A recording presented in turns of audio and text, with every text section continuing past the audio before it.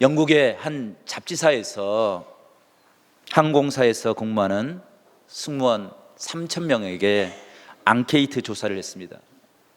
그 앙케이트 조사의 질문 가운데 하나가 당신들이 승객들을 돌볼 때 승객들이 바라는 황당한 요구가 무엇이었느냐라는 질문이었습니다.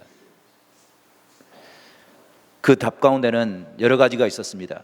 어떤 승객은 비행기에서 샤워를 하고 싶은데 샤워실이 어디 있느냐 묻는 승객도 있었다고 합니다. 어떤 승객들은 아이들이 뛰놀 수 있는 공간이 필요한데 아이들이 뛰놀 수 있는 공간이 어디 있느냐 묻는 그런 질문도 있었다고 합니다. 그 중에서 가장 황당한 요구가 있었는데 그것은 어떤 승객이 엔진 소리가 너무 시끄러워서 잠을 잘 수가 없다.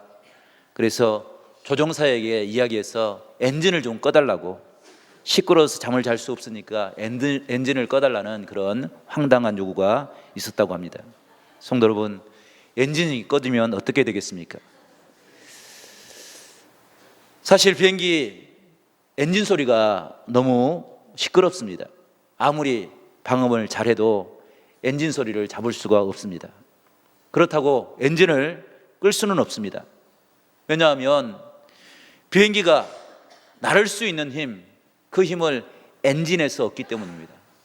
보통 비행기가 하늘을 나를 때 900km에서 1000km 가까이 그런 빠른 속도로 비행을 하게 됩니다. 그런데 시끄럽다고 엔진을 꺼버리면 비행기는 추락할 수밖에 없습니다.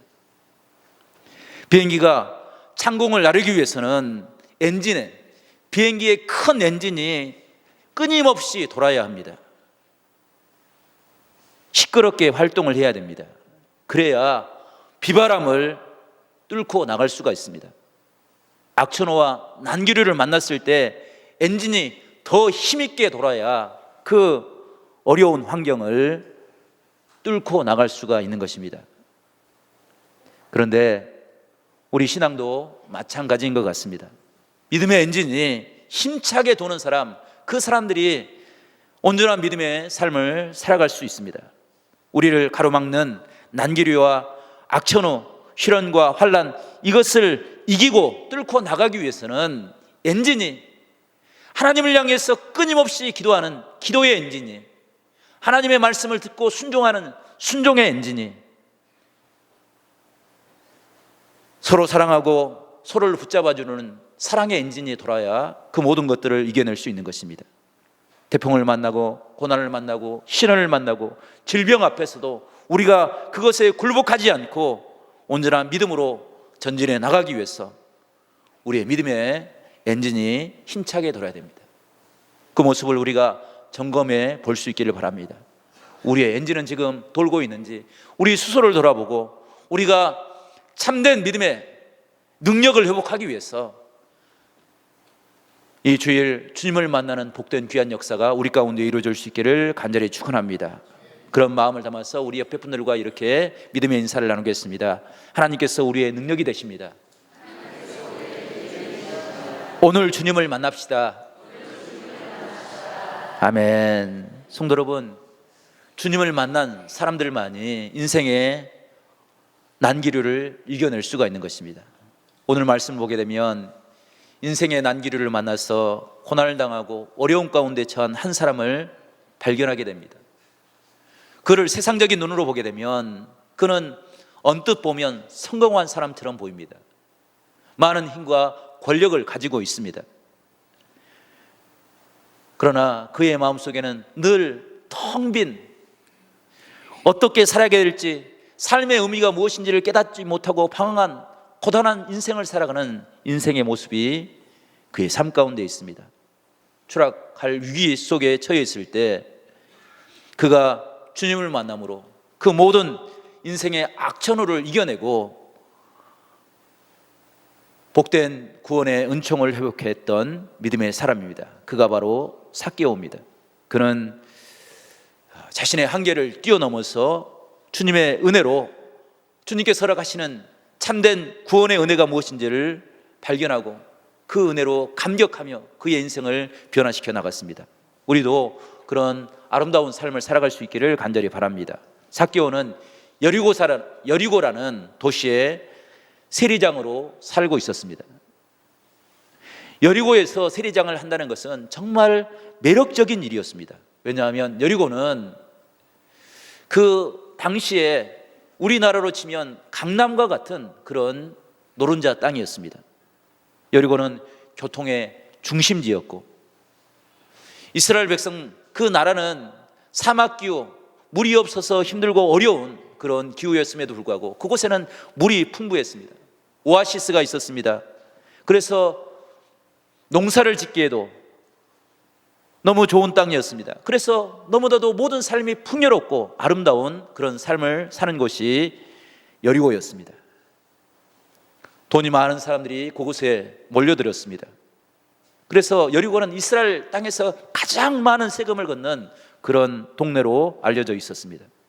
이 동네에서 세금을 마음대로 조정해서 거둘 수 있는 사람, 그 사람이 삭개오였습니다.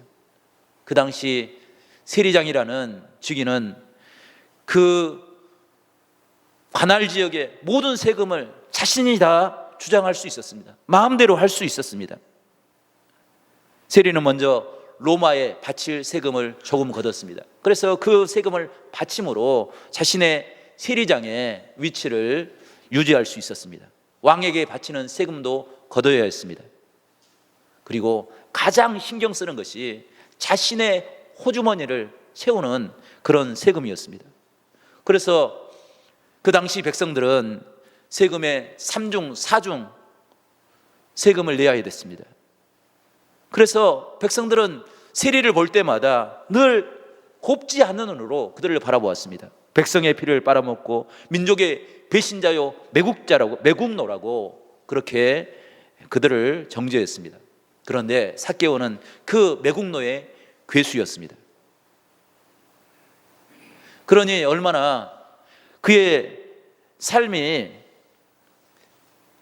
평안한 것 같지만 그 마음속에는 얼마나 큰 갈등이 있었겠습니까? 많은 것을 가진 것 같지만 실제로는 모든 사람들에게 조롱거리가 되고 웃음거리가 되는 그런 삶을 살아왔습니다. 뿐만 아니라 삭개오는 자신이 가지고 있는 작은 컴플렉스가 하나 있었습니다. 그것은 키가 작은 것이었습니다. 그 키가 평균 이하 적당하게 작은 것이 아니라 앞에 사람이 걸어가면 그 앞사람 때문에 앞을 볼 수 없을 만큼 그렇게 작은 모습을 가지고 있었습니다. 어쩌면 그 작은 키의 컴플렉스가 세리의 길, 세리장의 길로 걸어갈 수 있는 그런 이유가 되었을 줄도 모르겠습니다. 그런데 그 세리가 주님께서 여리고에 오셨다는 소식을 들었습니다. 삭개오도 예수님이 어떤 분인지를 너무나도 잘 알고 있었습니다. 예수님은 죽은 자도 살리시고 병든 자를 고쳐주실 뿐 아니라 그분이 메시아다라는 그런 소문이 났습니다. 그 소식은 삭개오에게는 정말로 거부할 수 없는, 놓칠 수 없는 놀라운 기회가 된 것입니다. 지금까지 사람들에게 비난받고 차가운 시선을 받으면서도 견딜 수 있었던 것은 나의 인생에도 뭔가 한 줄기 빛이 비춰질 거라는 그런 기대를 가지고 있었습니다. 그런데 그 빛이 주님께서 오심으로 그 빛을 볼 수 있었던 것입니다.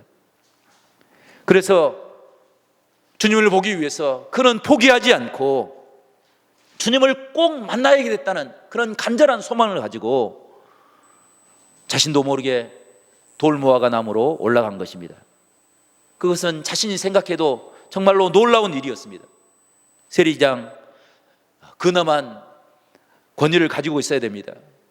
또 지긋한 나이도 먹은 그런 상황이었습니다. 그런데 그 모든 염치와 체면을 내려놓고 그는 돌무화과 나무로 올라갔습니다.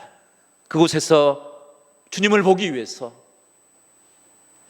주님의 얼굴을 잠시라도 보기 위해서 기웃거리고 있는 것입니다. 그것은 단순한 호기심이 아니었습니다. 자신의 목숨을 걸어놓고 자신이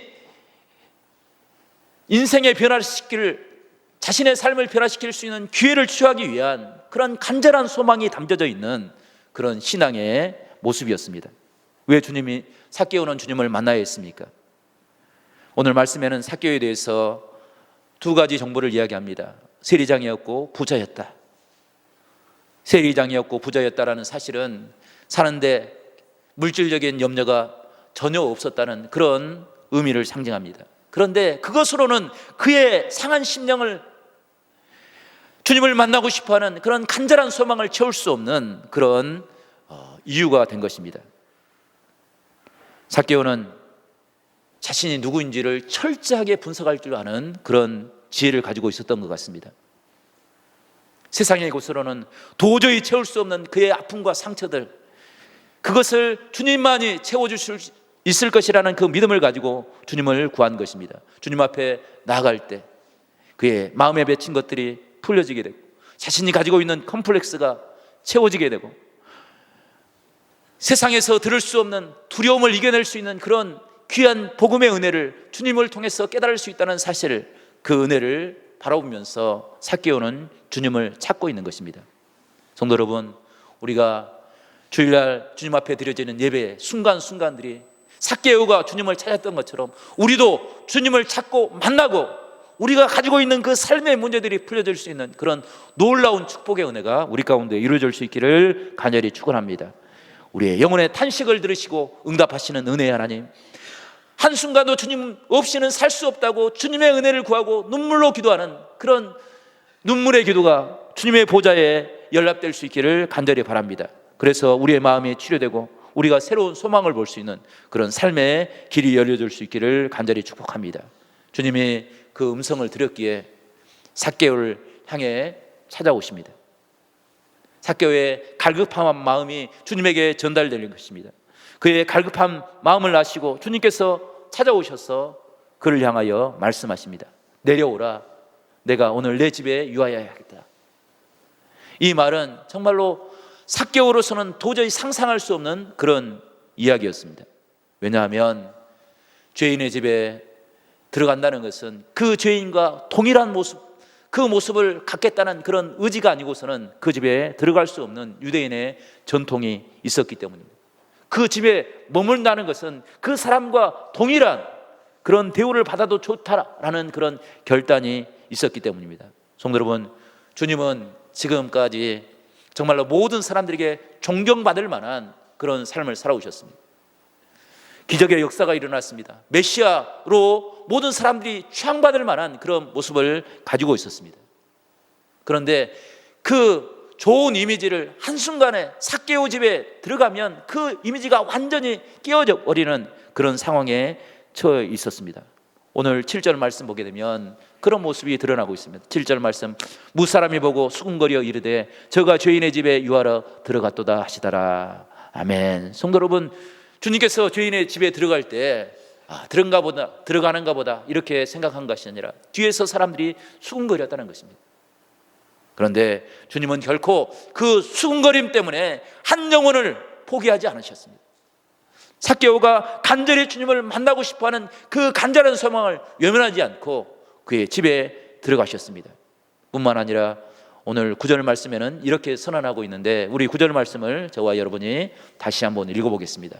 9절입니다. 시작. 예수께서 이르시되 오늘 구원이 이 집에 이르렀으니 이 사람도 아브라함의 자손이미로다. 아멘. 성도 여러분, 얼마나 놀라운 선포입니까? 삭개오는 세리장이었습니다. 매국노 반역자라고 사람들에게 조롱받고 손가락질 당하는 그런 상황에 처해 있었습니다. 그래서 누구도 그를 인정해 주지 않았습니다. 그런데 주님께서는 그를 찾아와서 이렇게 이야기했습니다. 오늘 구원이 이 집에 이르렀도다. 그리고 이 사람도 아브라함의 자손이로다. 주님께서는 오늘 이 자리에서도 우리를 향해서 이렇게 말씀하시는 줄로 믿습니다. 우리의 상한 심령, 우리의 상처진 마음들을 주님 바라보시고 우리를 향하여 말씀하십니다. 오늘 구원이 너에게 이르렀도다. 너도 하나님의 자손이로다. 성도 여러분, 이 선언은 그냥 한 번 듣고 끝나버리는 선언이 아니고 우리는 매일매일 주의 성전에서 그 하나님의 음성을 들어야 될 줄로 믿습니다.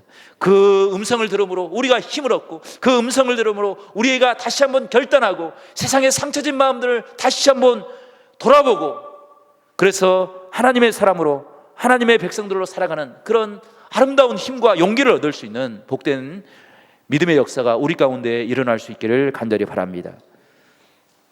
주님이 찾아오셔서 그 은혜를 베풀어 주신 것입니다. 주의 말씀을 들을 때 그 놀라운 은혜의 역사가 우리 가운데 이루어질 것을 이야기해 주고 있는 것입니다. 성도 여러분, 주의 은혜가 우리를 변화시키는 능력이 되는 줄로 믿습니다. 그런데 오늘 말씀 보게 되면 그 은혜를 얻는데 결코 거저 얻어지는 것이 아닌 것 같습니다. 그 은혜, 주님의 은혜 앞으로 나가기 위해서는 그 은혜를 가로막고 있는 장벽을 뛰어넘는 그런 신앙의 결단이 필요한 것을 보게 됩니다. 삭개오가 주님을 만나고 싶었지만 그는 결코 주님을 볼 수가 없었습니다. 작은 키를 가지고 있어서 주님 앞에 나갈 수가 없었습니다. 그래서 삭개오는 자신의 모든 체면을 다 내려놓고 돌 무화과 나무로 올라갑니다. 제가 성지순례에 가봤는데 무화과 나무가 우리나라가 무화과 나무처럼 그렇게 작지 않습니다. 돌 무화과 나무는 마치 가로수처럼 그렇게 높은 그런 나무입니다. 그 나무를 엉금엉금 올라가고 있는 삭개오의 모습을 한번 상상해 보십시오. 그 모습을 바라보고 사람들이 어떻게 생각하겠습니까?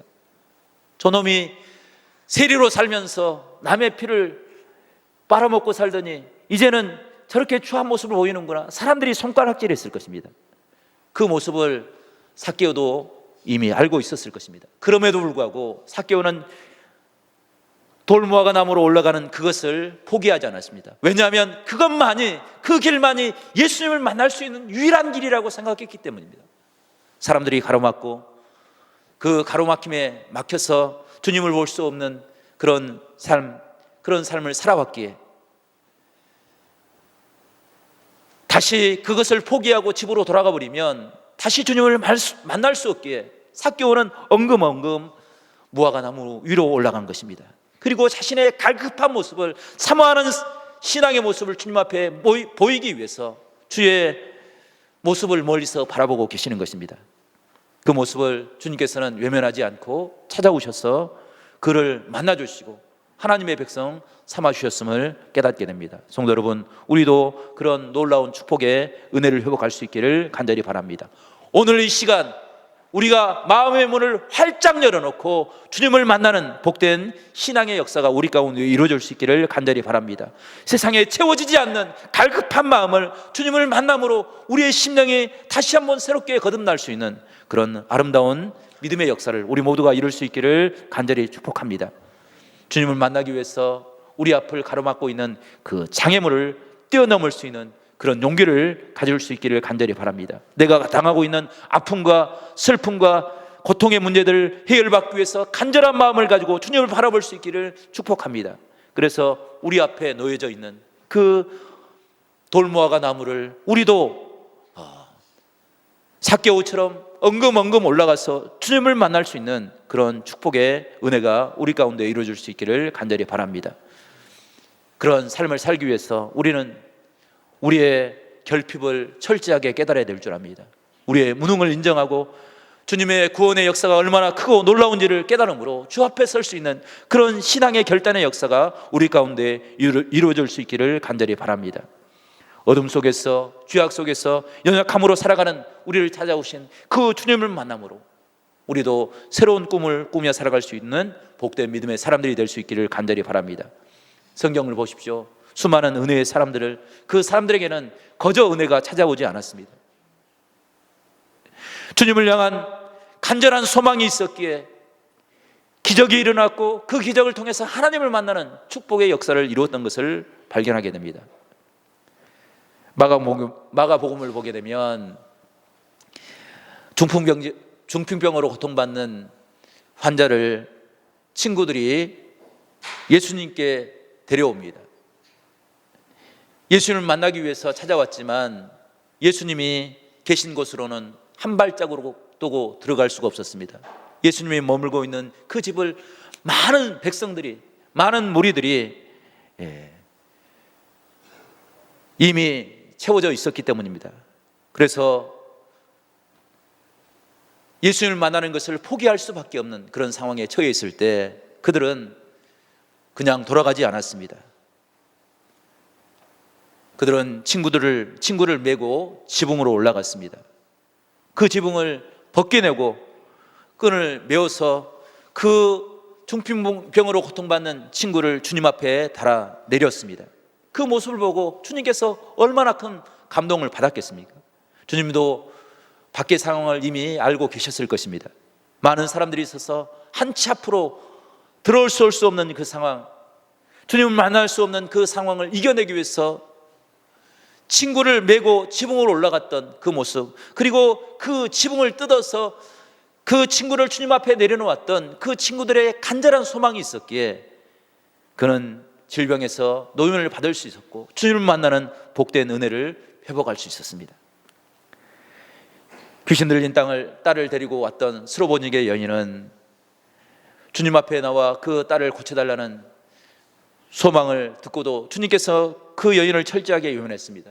나는 이방인을 위해서 보냄을 받은 것이 아니라 이스라엘 백성들을 위해서 보냄을 받았다. 내 자녀들의 떡을 취하여서 개에게 던지는 것이 마땅치 않다라고 이야기했습니다. 얼마나 치욕적인 이야기입니다. 앞에 대놓고 너는 개와 같은 존재다라는 그런 이야기를 듣고 그 여인이 얼마나 부끄러웠겠습니까? 그럼에도 불구하고 그 여인은 그 부끄러움을 이겨냈습니다. 그리고 주님 앞에 간구합니다. 개들도 주인의 상에서 떨어지는 부스러기를 먹는데 주님, 그 부스러기의 은혜를 나의 딸에게, 귀신 들려서 고통받는 나의 딸에게 허락하여 주셔서 딸을 고쳐주시고 구원의 은혜를 베풀어 달라고 주님 앞에 간구하는 그 여인의 간절한 소망이 하나님을 만나는 구원의 은총을 경험하는 축복이 되었던 것을 우리가 발견하게 됩니다. 성도 여러분, 우리에게도 그런 간절함이 있기를 간절히 축복합니다. 그 은혜를 가지고 주 앞에 나와 엎드려 기도함으로 살아계신 하나님을 만날 수 있는 그런 아름다운 신앙의 삶을 살아가는 우리 모두가 될 수 있기를 간절히 축복합니다.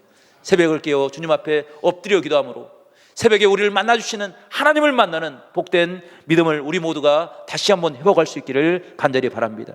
수요 예배 저녁에 나와서 주의 말씀을 들으면서 주 앞에 결단하며 엎드려 간구할 때 우리의 예배를 통해서 우리를 만나주시고 우리를 변화시키는 하나님의 놀라운 축복을 우리 모두가 회복하며 살아갈 수 있기를 간절히 축복합니다. 시간마다 우리에게 들려주신 그 말씀이 우리의 상처진 마음을 위로하고 치유하고 회복하는 능력을 우리 모두가 만남으로 이제는 주님만을 바라보고 주님만을 의지하며 살아가는 그런 믿음의 삶이 우리 가운데 이루어질 수 있기를 간절히 축복합니다. 은혜의 하나님, 우리를 도우시고 인도하시는 능력의 하나님, 우리에게 새 힘과 능력을 허락하여 주셔서 구원의 백성으로 하나님의 자녀로 살아갈 수 있는 새 힘과 은혜를 베푸시는 그 하나님을 만남으로 우리의 삶이 다시 한번 새롭게 변화되고 주의 영광을 보며 주의 은총을 고백하는 복된 믿음의 삶을 살아가는 우리 모두가 될 수 있기를 간절히 축복합니다.